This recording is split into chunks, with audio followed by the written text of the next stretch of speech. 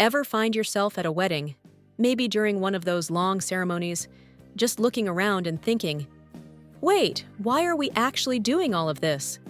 We take the white dress, the rings, and the whole party for granted.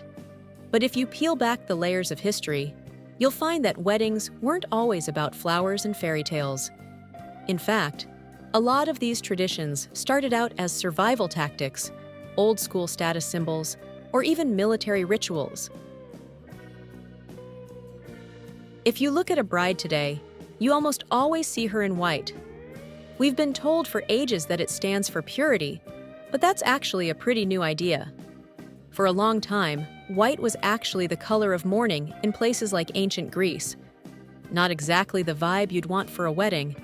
The big shift didn't happen until 1840, when Queen Victoria decided to wear a white lace gown for her big day. Before her, brides just wore their best dress, which was usually red or blue. Back then, wearing white wasn't about being pure. It was about being incredibly, ridiculously wealthy. Think about it. White is nearly impossible to keep clean. If you wore a white dress, you were basically telling the world you were rich enough to buy a gown you'd only wear once and never worry about ruining. In some countries, people wear the wedding ring on the right hand because in their religious or national traditions, the right hand stands for respect, strength, oaths, and official commitment. In countries that choose the left hand, the idea is usually about being symbolically closer to the heart. So why the fourth finger of the left hand? The ancient Romans believed there was a vein running directly from this finger to the heart. They called it the vena amoris, meaning the vein of love. Modern medical science has proven that this isn't true, but the romantic idea stuck. And that's why, for thousands of years, this finger has been the home of the wedding ring. But what about the people standing next to the couple?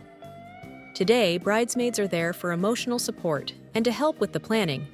But in ancient Rome and Egypt, their job was much more dangerous. They were essentially decoys.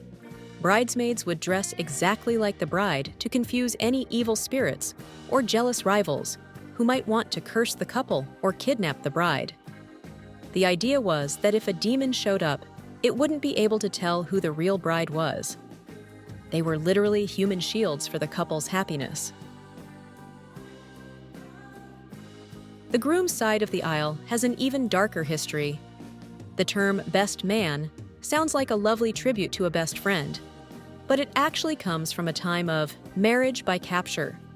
In old northern European tribes, if a man wanted a bride from a rival tribe, he would often just go and kidnap her. He would bring along his best man, meaning the best fighter he knew, to act as an armed guard. Even the honeymoon wasn't originally a luxury vacation to the beach. It comes from an ancient Norse tradition where newlyweds were required to drink a honey-based wine every single day for one full moon cycle, which is about 30 days. They believed this honey month would boost fertility and make sure the couple stayed happy. And if you think bachelor parties are a modern invention, you'd have to go back 2,500 years to ancient Sparta to find where they started. Spartan soldiers would host a massive feast for a friend the night before his wedding. But it wasn't just a party, it was a reminder. Even though he was getting married, his primary loyalty was still supposed to be to his brothers in arms.